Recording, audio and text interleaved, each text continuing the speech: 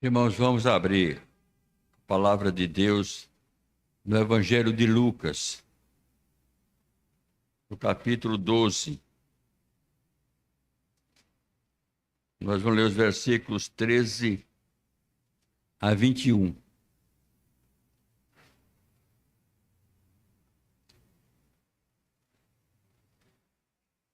Nesse ponto, um homem que estava no meio da multidão lhe falou: Mestre, ordena a meu irmão que reparta comigo a herança.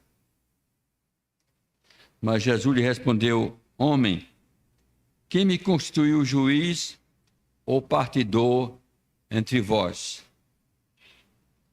Então lhe recomendou: Tende cuidado e guardai-vos de toda e qualquer avareza, porque a vida de um homem não consiste na abundância dos bens que ele possui. Eles proferiu ainda uma parábola dizendo: o campo de um homem rico produziu com abundância. E arrazoava consigo mesmo, dizendo: que farei, pois não tenho onde recolher os meus frutos? E disse: farei isto, destruirei os meus celeiros, reconstruí-los-ei maiores, e ali recolherei todo o meu produto e todos os meus bens. Então direi à minha alma: tens em depósito muitos bens para muitos anos, descansa, come, bebe e regala-te. Mas Deus lhe disse: louco, esta noite pedirão a tua alma, e o que tens preparado, para quem será? Assim é o que entesoura para si mesmo e não é rico para com Deus. Senhor, a tua palavra acaba de ser lida. Pela simples leitura, ela já fala ao nosso coração. Mas continua a falar-nos nesta noite, em nome do Senhor Jesus. Amém.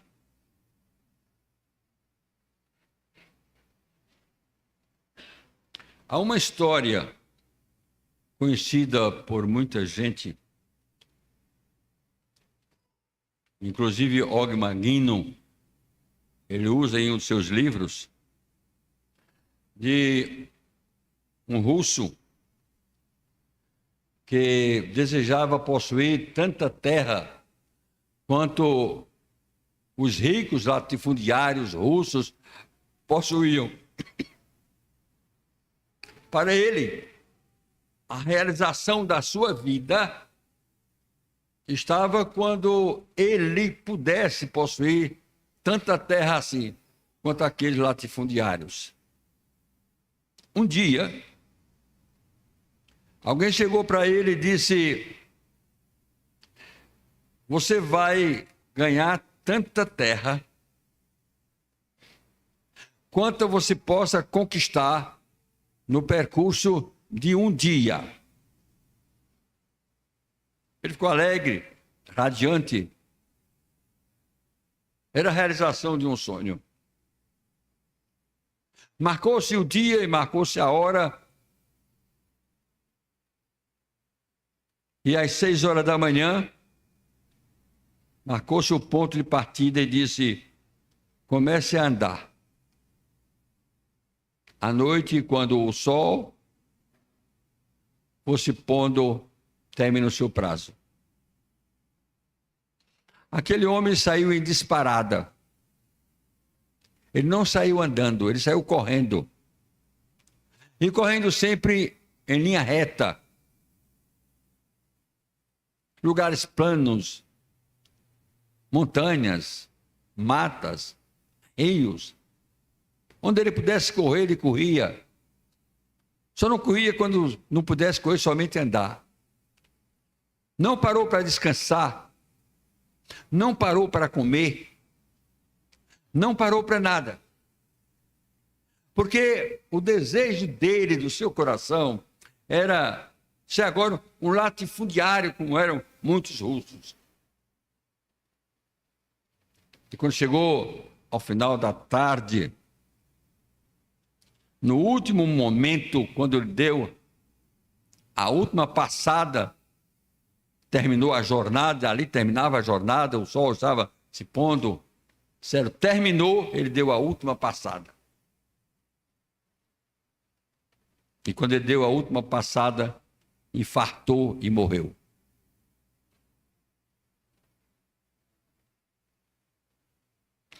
Toda realização de um sonho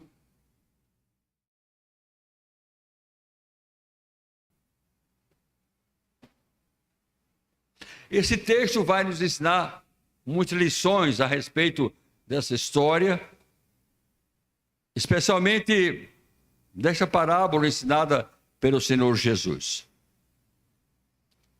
Eu vou deixar de lado o interlocutor.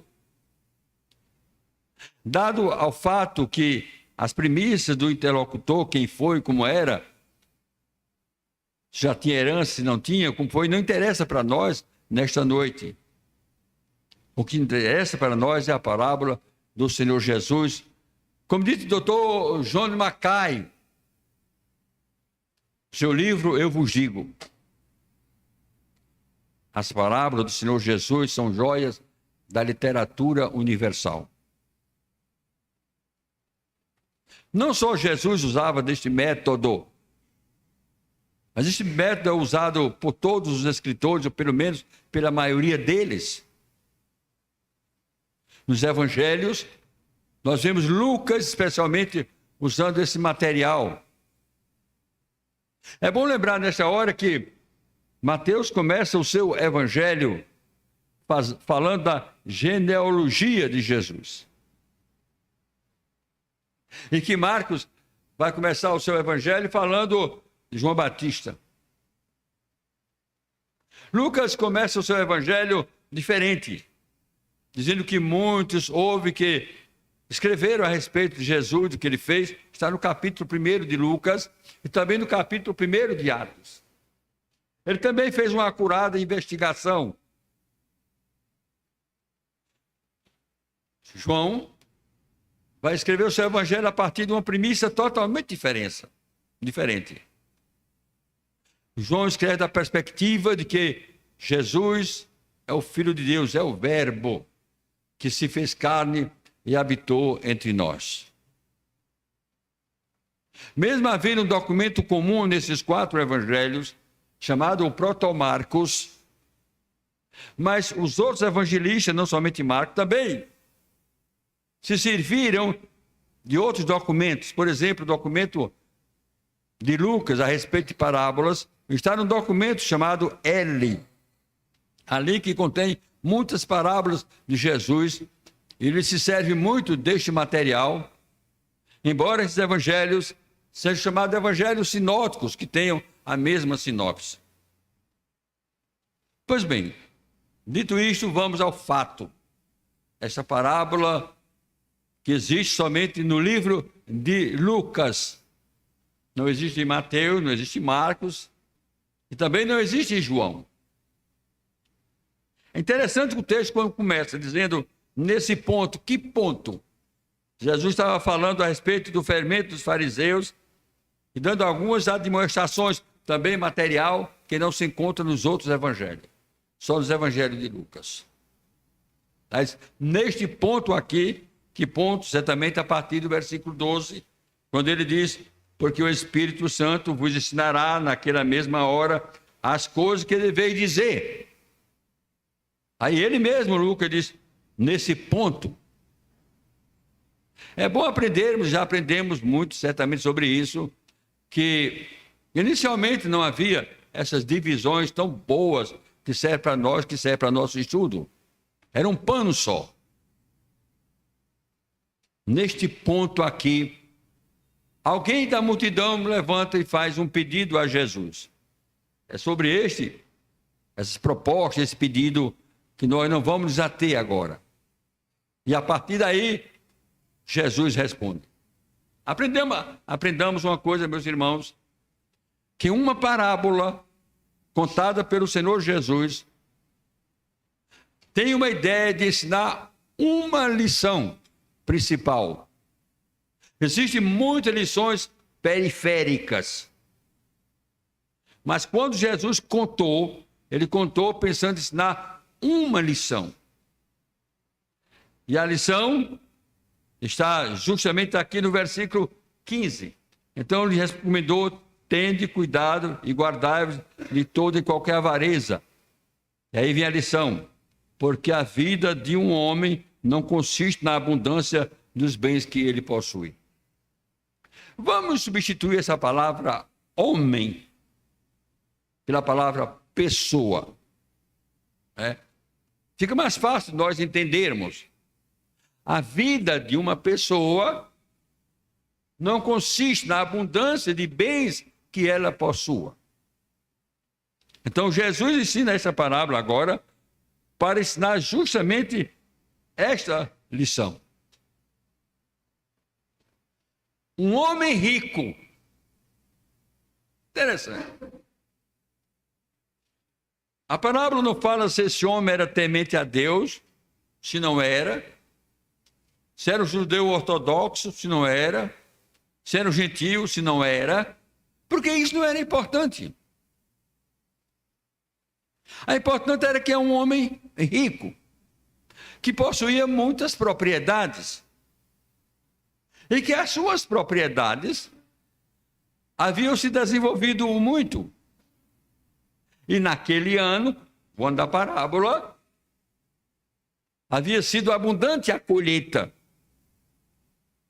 E que aquele homem, com aquela abundância de colheita, disse: o que é que eu vou fazer com estes bens todos? O que é que eu vou fazer? A primeira lição que eu quero, à medida que nós formos contando, nós vamos tirando lições, é que a bênção de Deus vem para todos. Geralmente vem para todos. Para quem é temente a Deus e para quem não é temente a Deus. Não estou afirmando nenhuma heresia. E vou provar. Aqui existem alguns funcionários do Estado, funcionários públicos, professores. Quando vem um aumento, só vem para você? Só porque você é crente? Só porque você é justo? Só porque você é temente a Deus? Só é você que vai receber? Você trabalha numa firma? Ou muitos aqui, alguns aqui, são aposentados. A gente já começa a ter a expectativa de quanto vai ser o reajuste no próximo ano. Bom, se vai as promessas, aí vai ter um bom reajuste. Mas se tiver, vai ser só para você, porque você é crente? Só para você, porque você é justo? Vem para todo mundo. Vem para o justo, para o temente a Deus, para aquele que é humilde, para aquele que ora, para aquele que pediu, inclusive, a Deus por aquele reajuste. E vem para todo mundo. Vem para o desonesto, também está aposentado. Vem para o ladrão, que pode estar aposentado também. Vem para todo mundo. Quem tem uma experiência do interior, experiência da vida pastoril ou agrícola, quem sabe disso? Quando Deus manda a chuva, não manda só para o seu roçado. Só porque você é crente e membro da igreja, vai chover só no seu roçado. E no roçado do vizinho não chove. Não, chove para todo mundo. Para todas as plantações. Todo mundo é abençoado. Estou notando como às vezes a gente tem uma interpretação errada das coisas. É bem verdade que existem fatos especiais de que Deus abençoar só você e a sua casa. Mas, em regra geral, a bênção vem para todo mundo. Este rico, este homem rico, a sua propriedade ou as suas propriedades produziram com abundância. Como sonha acontecer? Quer ver uma coisa? Esses sheiks árabes, eles são cristãos? A maioria não. Nem sei se existe algum que é cristão. Geralmente, eles são maometanos, os árabes, mas são riquíssimos. E cada dia ficam mais ricos, mais ricos. Se a vantagem da nossa vida, o sentido da nossa existência for focado, meus irmãos, no dinheiro, na riqueza, então os homens mais ricos são os mais felizes. Os que têm mais a sua vida realizada. Se nós focarmos aqui. Então essa primeira lição fica com toda a bênção do Senhor, vem para todos. Mas essa bênção, meus irmãos, ela pode vir até por decorrência dos justos. É bíblico? É. Qual é a base bíblica para isso? Veja o caso lá de Sodoma e Gomorra, especialmente, não focalizando Sodoma e Gomorra, mas focalizando Ló. Aparece na Bíblia Abraão como intercessor. Deus diz a Abraão que vai destruir Sodoma e Gomorra. Por que Deus vai dizer isso a Abraão? Porque Ló está lá. Ló está lá com a família. Quando Abraão mandou escolher, houve problema entre os pastores de Abraão e os pastores de Ló. O que foi que Abraão disse? A terra está diante de você. Não deve haver briga entre nós.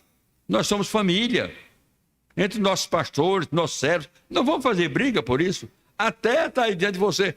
Primeiro, escolha. Se você escolher para um lado, eu vou para outro.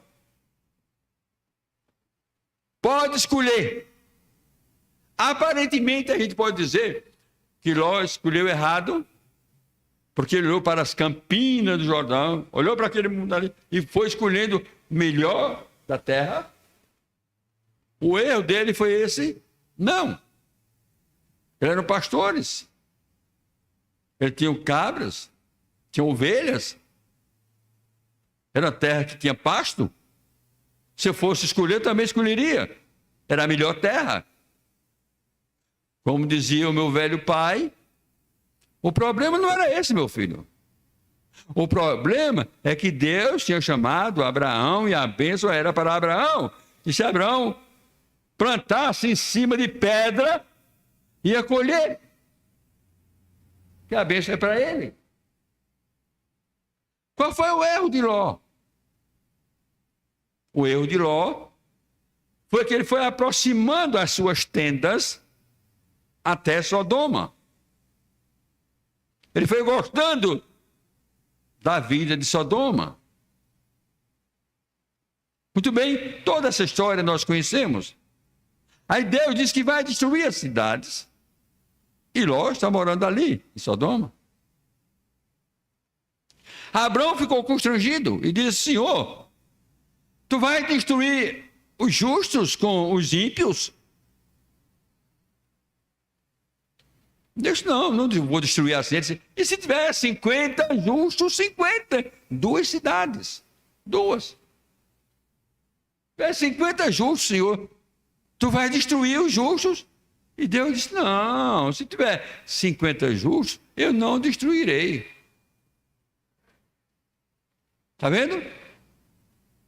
Toda impiedade, toda a corrupção, toda a miséria, mas por amor dos justos, Deus não destruiria. Eu acredito que Abraão ficou contando. Ló, a mulher de Ló, 2 filhas, muitos empregados, esses anos todos. Que evangelistas ruins são eles? Ninguém se converteu. Parou e disse: Senhor, e se tiver 40? Deus disse: se tiver 40, por amor dos 40 também não destruirei. E Abraão foi descendo. E chegou a 20. E chegou a 10. Vocês já pensaram? 2 cidades. Senhor, se tiver 10 justos, Ele disse, se tiver ainda 10 justos, por amor de 10 justos, eu não vou destruir a cidade. E se Abraão puxasse para 5, não tinha.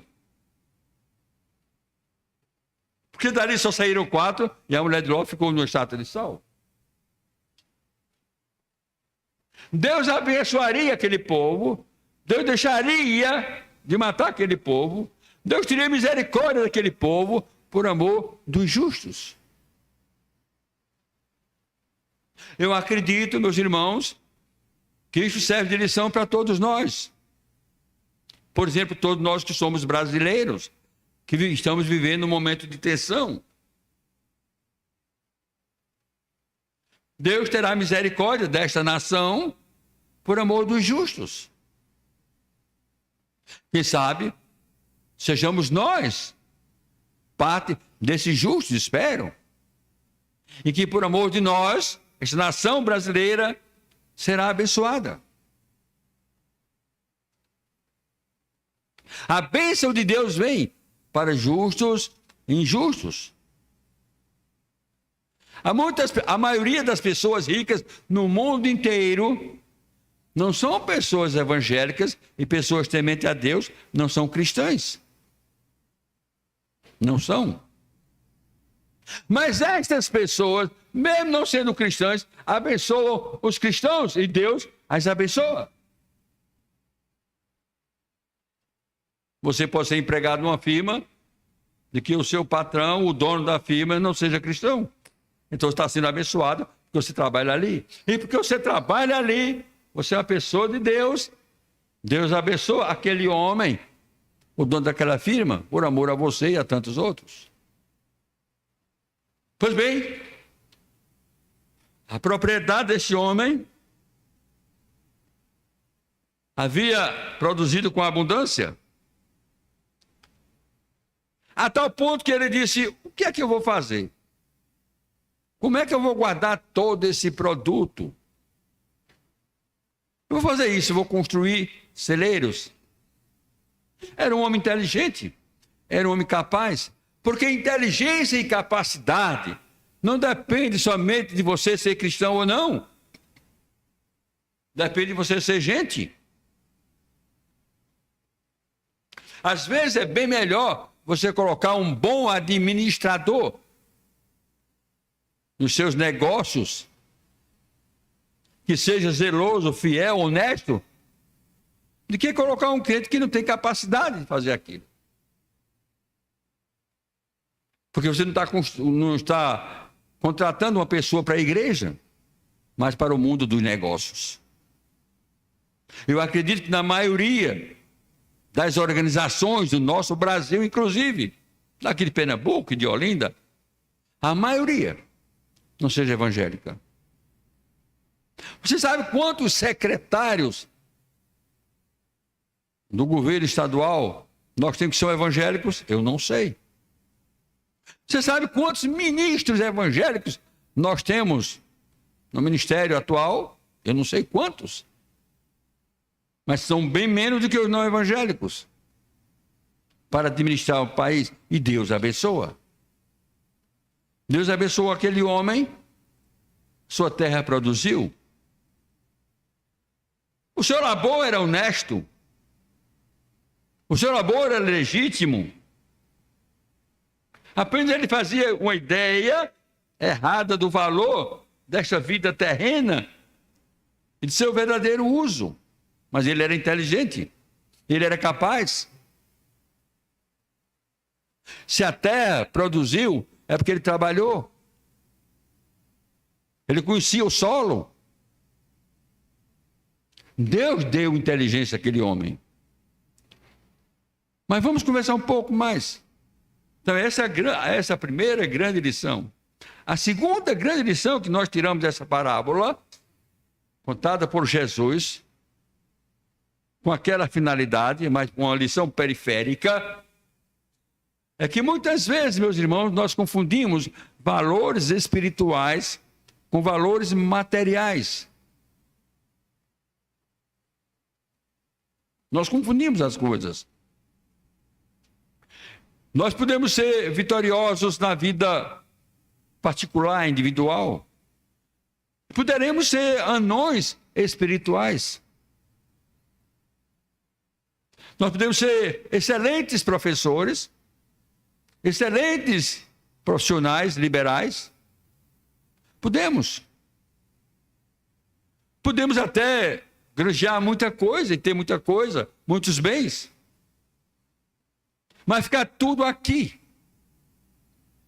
Há poucos anos, nós aqui conhecíamos bem, pelo menos de nome, Antônio Hermílio de Moraes, que me consta, ele não era evangélico, mas foi um dos maiores homens de negócio no país. Antônio Hermílio de Moraes. Uma fortuna incalculável, um dos homens mais ricos na época dele. Onde está Antônio Hermílio de Moraes? Passou, morreu. Um outro também dessa área de cimento era João Santos. Em cada fábrica dele, segundo nosso irmão Cleidson, ele tinha uma casa montada para quando ia visitar aquela fábrica. Também morreu. E assim presidentes, e assim grandes literatos, e assim grandes generais, e assim a humanidade toda. E as pessoas vão morrendo e levam o quê? Nada. Absolutamente nada. Como escrevi no boletim há pouco tempo, não é o caso destes homens, mas o caso de outros. Às vezes a família compra até um caixão barato para sobrar mais dinheiro para a herança. E às vezes não precisa ser muita herança. Eu, pastor, fui fazer uma cerimônia fúnebre. E enquanto eu estava me preparando para a cerimônia fúnebre, já tinha duas pessoas, dois filhos, já ali discutindo pela herança. O caixão estava ali. Você sabe qual era a herança? Um casebre. Um casebre. Que se me desse para morar, eu não queria. Mas os dois filhos já estavam brigando antes de enterrar o pai. Isso é a humanidade. Ouviu o dinheiro, ouviu o metal. Onde está o valor da vida? Lógico que eu já disse aqui à igreja e continuo a dizer, se Deus te der condições de ter o melhor carro, possua. Se Deus tiver condições de você se vestir bem, se vista. Se Deus tiver condições de morar bem, more bem. E você ir para bons restaurantes, vá. Porque é essa parte que você tem aqui nessa terra. Aqui. Na hora que você fechar os olhos, deixa tudo, acabou tudo. Tudo.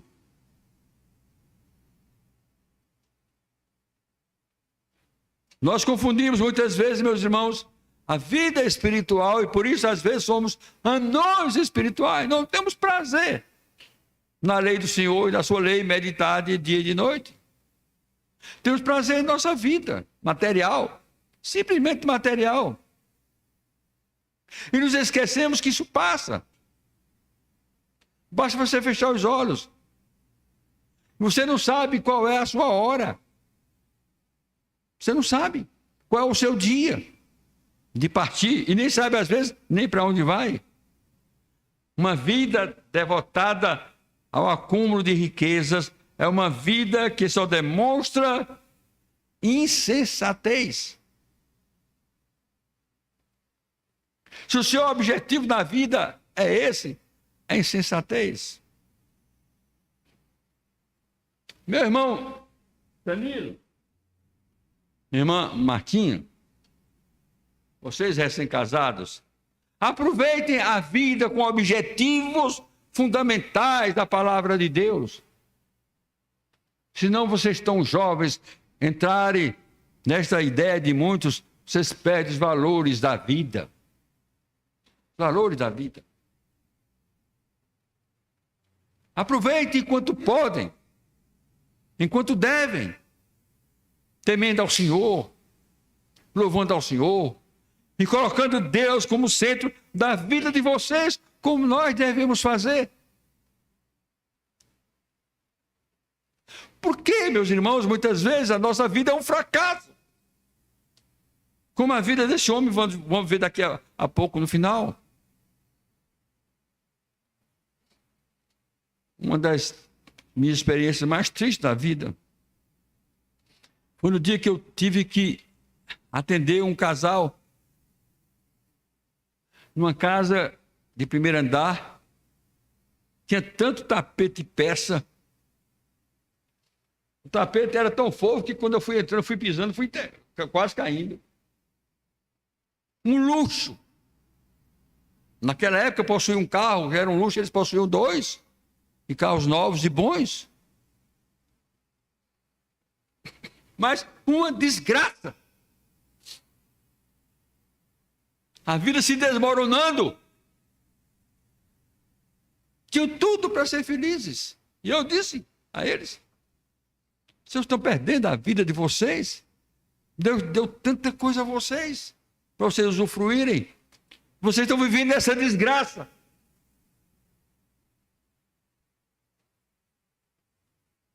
De você ter um lar que não pode conversar com sua mulher, nem a mulher conversa com você. Vivem juntos, mas não conversam.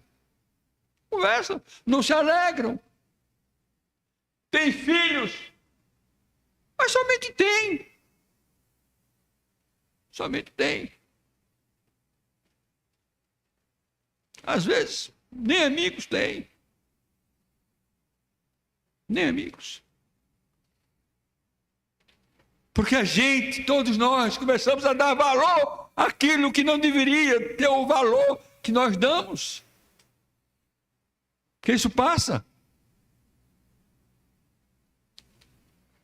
E ninguém sabe quando vai passar.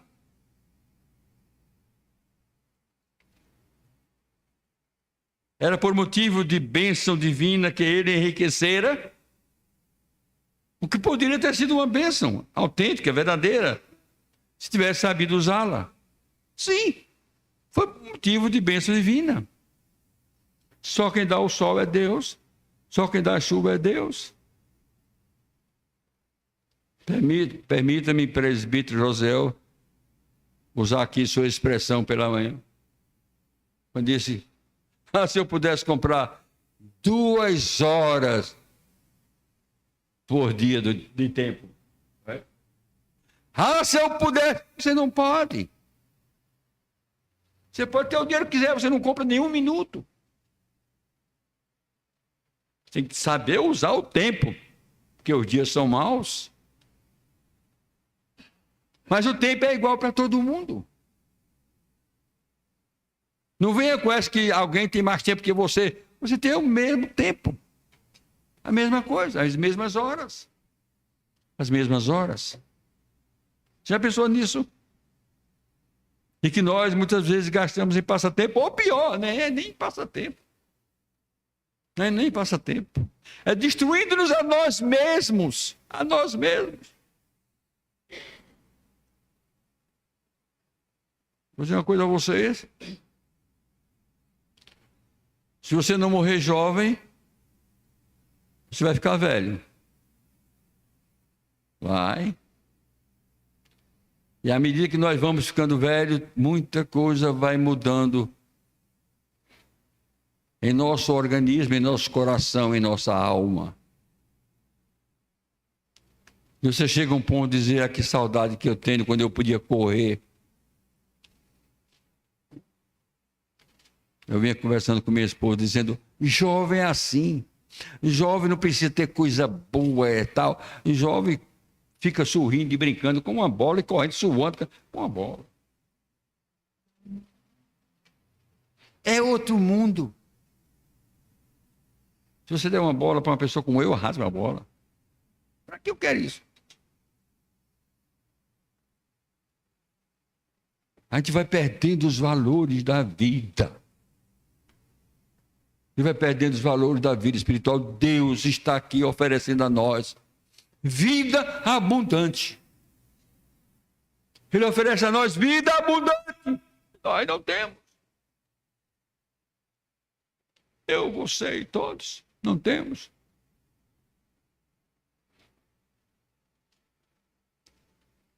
Seu dinheiro, seu patrimônio, seus valores daquele homem rico, ele não pensou em ajudar ninguém.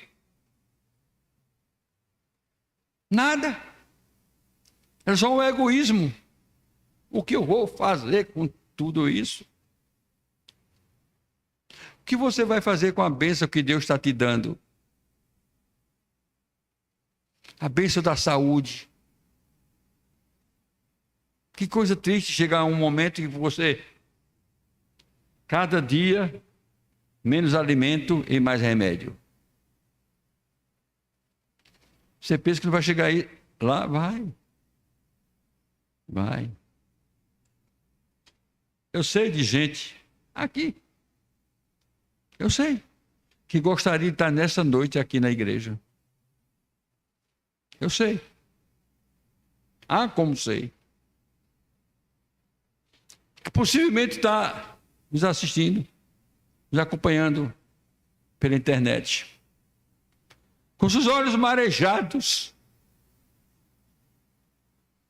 Essa pessoa que estou falando certamente está com os olhos marejados, de lágrimas, porque não está com a gente que gostaria de estar.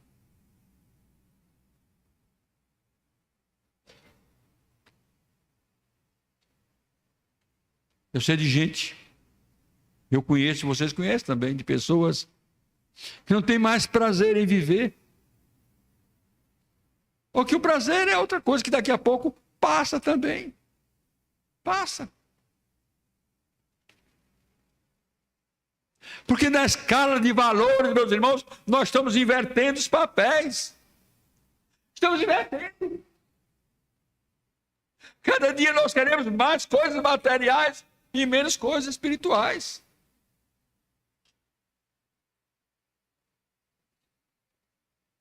E com o passar do tempo, você vai ver que você não vai ter nem coisas materiais e muito menos espirituais. Porque você não investiu nisso aí. Não investiu. Esse homem não pensou em ajudar ninguém. Ele teve vários erros, cometeu vários erros. Um homem inteligente, capaz, trabalhador, honesto. Deus o abençoou, prosperou. Tudo isso ali. Mas começou umas loucuras, uma insensatez.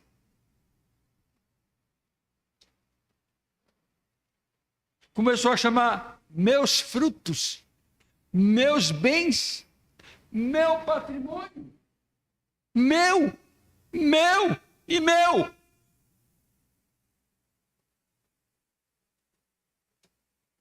Nunca pensou, Senhor, muito obrigado, porque isso não é só meu, é teu, é de Deus. Eu conheci um homem rico. Alguém perguntou: o senhor tem tantos bens assim? Eu não tenho nada. E ele tinha. Tenho nada. Porque nem minha vida pertence. E esse homem não era crente não, sabia? Não era crente não. Eu não tenho nada. Isso aí foi Deus. Deus me entregou para eu cuidar. Eu posso usar isso aí. Porque até a minha vida não me pertence. Que consciência. Mas a gente não. É meu e meu. Meus frutos, meu patrimônio, minha riqueza. Tudo. Às vezes nós erramos até, por exemplo. Quer ver uma coisa que a gente erra? Mas tornou-se usual. Esse problema de posse. Meu marido, minha esposa, meu. E aí vai usando o meu, como se nós fôssemos proprietários de alguém. Nós não somos meu companheiro, meu amigo. É meu e meu. Somos proprietários. A que ponto chegamos? Ele reservou tudo para si mesmo. Ele esqueceu-se de uma coisa, da efemeridade da vida. Que pecado esse homem cometeu? Que erro ele cometeu? E que nós cometemos, que a vida é efêmera e passageira. Efêmera e passageira. Ele esqueceu da efemeridade da vida. Ele chega a dizer: tenho depósito muitos bens para muitos anos. Olha que erro. Ele vai dizer: tenho depósito, come, bebe, regala-te, folga. Não precisa mais nem trabalhar, tem muita coisa. E ouviu a triste sentença. Primeiro, a palavra louco. Você é louco. Você é tão inteligente e tão capaz, mas é louco. Hoje te pedirão a tua alma. E o que tens preparado? Para quem será? Para você não vai ser. Porque você vai morrer hoje. Seu tempo já passou. Você já era. Você já era. Você prepara uma festa para a sua família, para comemorar alguma coisa da sua vida, quem sabe, seu aniversário. E não sabe que naquele dia, no dia do seu aniversário, está marcado para você ir embora. Você está errado em programar? Não, não está errado, não. Cometeu algum erro em programar? Não, não cometeu nenhum erro. Não estou dizendo isso. Estou falando apenas de efemeridade. Você não sabe. Você não sabe. Você planeja e alguma coisa não dá certo. Você fica contrariado porque você planejou. Eu disse ontem para o meu filho, tinha planejado, não deu certo. Eu esperei, ele estava muito contrariado. Eu esperei, quando ele chegou à noite, já tínhamos tomado café, ele foi tomar café. Eu saí, me sentei ao lado dele. Disse: olha, ouça o que eu vou dizer sobre a sua contrariedade de hoje de manhã. Você não sabe nada da vida. Não sabe como Deus nos protege às vezes, porque você planejou uma coisa e não dá certo. Você ia para uma festa. E minha mãe dizia que boa festa faz quem em sua casa está em paz. Você morre ali, sem ter culpa nenhuma na história. Sem culpa nenhuma. Na festa. Mas há um problema, uma desavença, e sobra para você. Pense nisso, que Deus pode ter te protegido. Aí ele pensou: é mesmo, pai? É. Você estava contrariado. Mas por que você não pensou que Deus poderia estar te protegendo, livrando você de ir para essa festa? Quando Deus quer nos proteger, Ele nos guarda, meus irmãos. Muitas vezes nos contrariando. Mas Ele está cuidando de nós. Está cuidando de nós. Você pensa que não? Está. Às vezes de uma maneira abrupta, violenta, mas está cuidando de nós. O Senhor me confundiu o que é material com espiritual. Aquele homem que consultou a Jesus, que pediu a Jesus para que o Senhor, Deus, Senhor Jesus, falasse com o irmão dele para repartir a herança. Recebeu uma lição magistral de Jesus.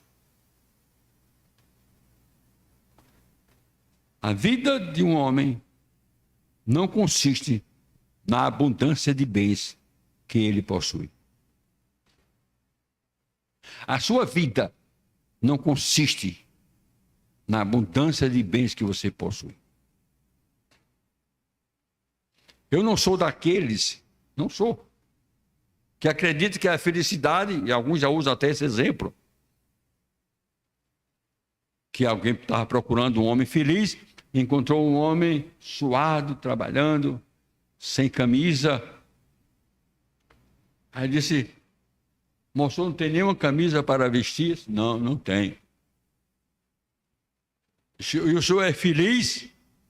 Ah, eu sou muito feliz. Meu pai às vezes contava essa história para mim, eu dizia: papai, não conte não. Não conte não. Eu não posso acreditar num Deus que deixa o seu filho sem uma camisa para ele vestir e esse homem seja feliz.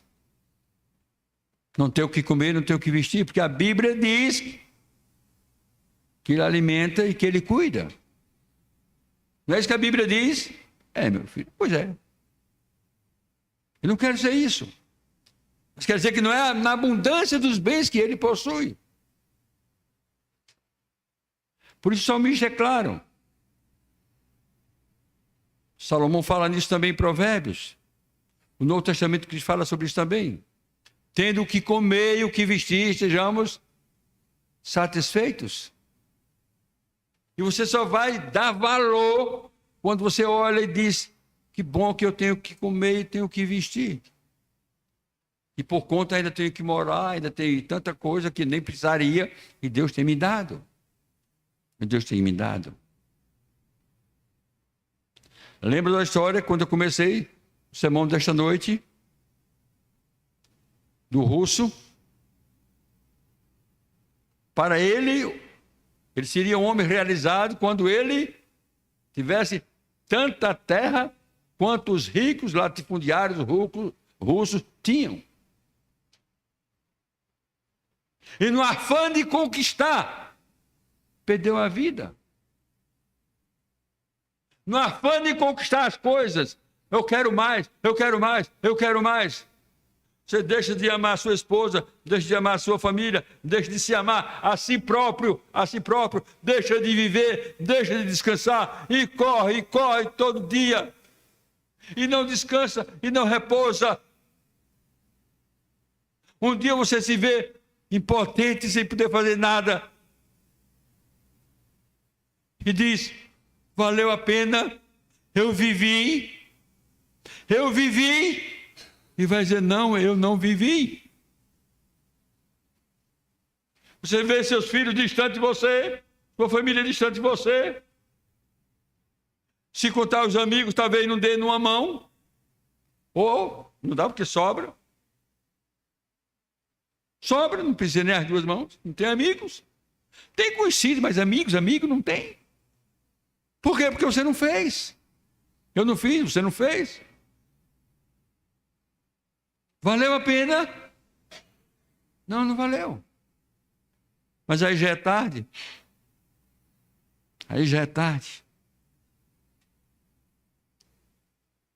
Mas Deus lhe disse: louco, esta noite te pedirão a tua alma, e o que tens preparado, para quem será? Assim é o que entesoura para si mesmo, e não é rico para com Deus. O versículo 22, já da outra passagem, diz: a seguir dirigiu-se Jesus a seus discípulos, dizendo: por isso eu vos advirto, não andeis ansiosos pela vossa vida, quanto ao que haveis de comer, nem pelo vosso corpo, quanto ao que haveis de vestir. A minha função aqui, meus irmãos, é dizer: cuide da sua vida espiritual. Cuide de sua vida material, mas cuide de sua vida espiritual. Entesoure para você, se Deus lhe der tesouro, mas entesoure e coloque seu coração nas coisas de Deus. Junte para a eternidade. Porque é lá que nós vamos passar a eternidade. Aqui nós estamos passando poucos dias. Por mais dias que passamos, Matusalém viveu 969 anos, mas morreu. Faz muitos anos que ele morreu. Outros viveram quase 1000 anos, não viveram 1000, quase 1000, mas morreram. Nós estamos aqui de passagens para a eternidade, de passagem para a eternidade. Sejamos ricos para com Deus. Cuide de sua vida espiritual, porque cuidando de sua vida espiritual, você está cuidando também de sua vida material, sabia disso? Está cuidando também. Saiba que cada real que você chega para você é bênção de Deus. Ah, pastor, eu não sou agricultor, eu não tenho roçado. Ah, não tem. Mas você é empregado, ou você é aposentado. Você trabalha, seu marido trabalha, todo mundo trabalha. Ali é seu roçado. É ali que Deus está te abençoando. É ali que Deus precisa colocar a mão dele e você confiar que Deus está colocando a mão dele ali. Porque ali é o seu roçado.